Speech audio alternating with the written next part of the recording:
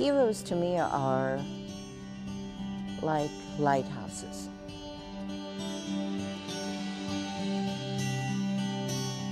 And, you know, we all have storms, but we need to have something that's up there so at least we can go towards.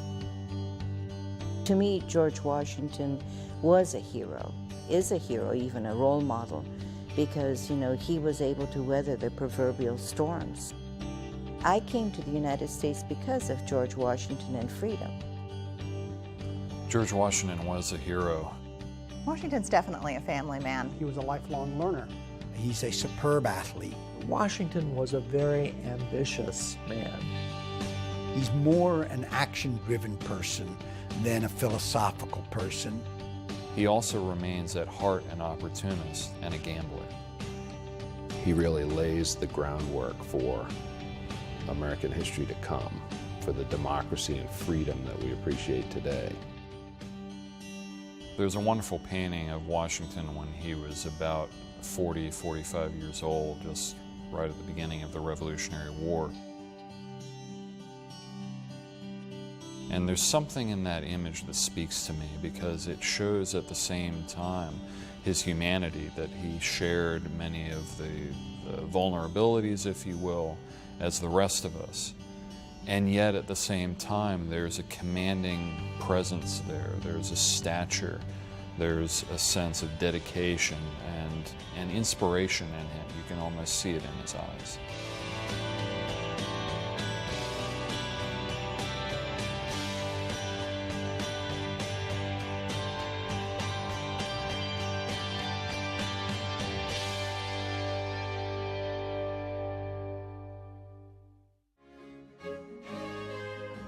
Today, we kind of lump these 6 or 7 great, brilliant, terrific men into a group and call them the Founding Fathers.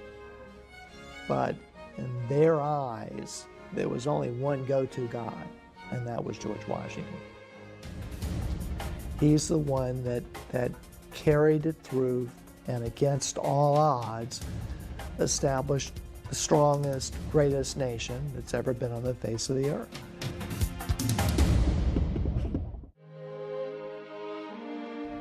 Here's a man who was willing to risk everything that he held most dear for a cause that he believed in. And yet he felt that he had been placed in this situation by Providence, that he had a duty that was laid out for him and a goal that he must try to the best of his ability to fulfill, no matter what the consequences may be. And that example of dedication, I think should be an inspiration for us all. He, looked to create, to improve.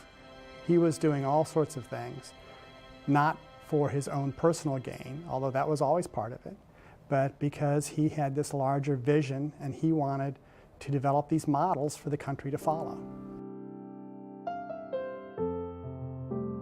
Well, I think Robert Frost once said that Washington was one of the few leaders that was never carried away by power. And I think that's putting your finger right on what made Washington special. I think his greatest gift to America was really the ability to turn over power just when it's reached its highest degree. I don't know of anyone else during his time who could have done that quite as George Washington did. He was setting himself apart as somebody who was breaking with the past, who was doing something that was entirely new and entirely unprecedented. Because really the glory of America and tangentially the glory of Washington in history rest on whether this experiment in freedom can work or not. Washington gave us a priceless opportunity. What we do with it is up to us.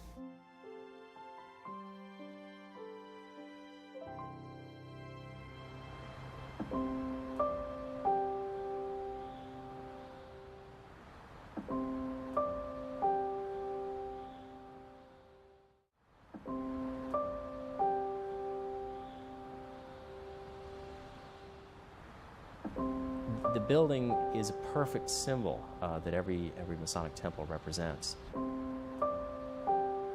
This is a true landmark. It's reflective of George Washington, who was our foremost Freemason. When you enter the memorial, you're overwhelmed with Washington. You can't see that statue of George Washington and not be impressed. It's just a commanding presence in Memorial Hall, as George Washington was a commanding presence in life. When a person comes up the steps and enters through these bronze doors with a colossal statue, there should be a reaction there that challenges the visitor to come to grips with who this man in standing before them is. It has to inspire some degree of awe. I've been to this building several times before, but even today, I'm walking up the steps. There's a little thrill that comes from that. Much of it also, of course, relates to the character of George Washington. And there's a sense that this is a connection to the founding principles of this country.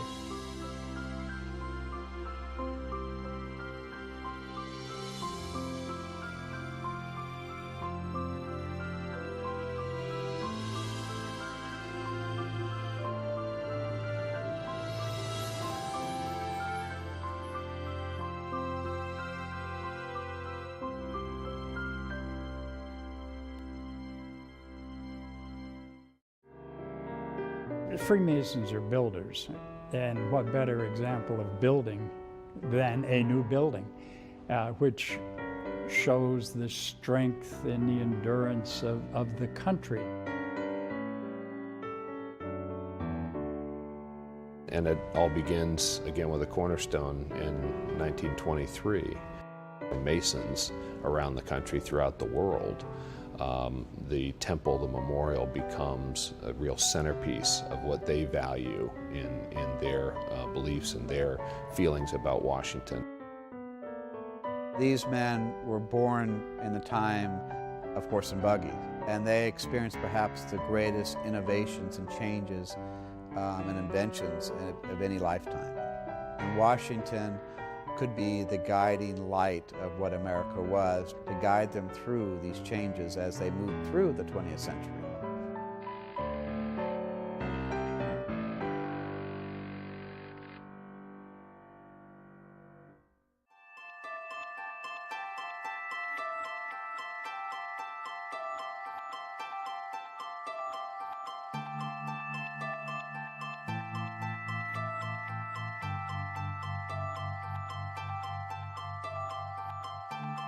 The construction of the memorial spans not only the 1920s, which of course is a wealthy, prosperous, happening time for Alexandria and the rest of the country, but then the Depression comes along and the thing's not done yet.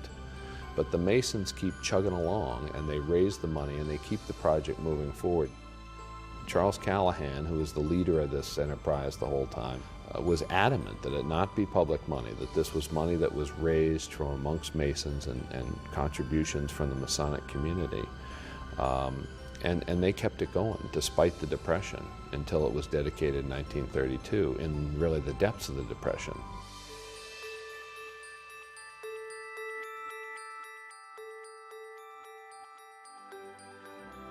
The memorial obviously is built by Freemasons, but the memorial was not built for Freemasons exclusively. It was built for all people. It's open to the public 7 days a week. And it's designed to encourage visitors to learn more about George Washington first and understand his relationship with Freemasonry.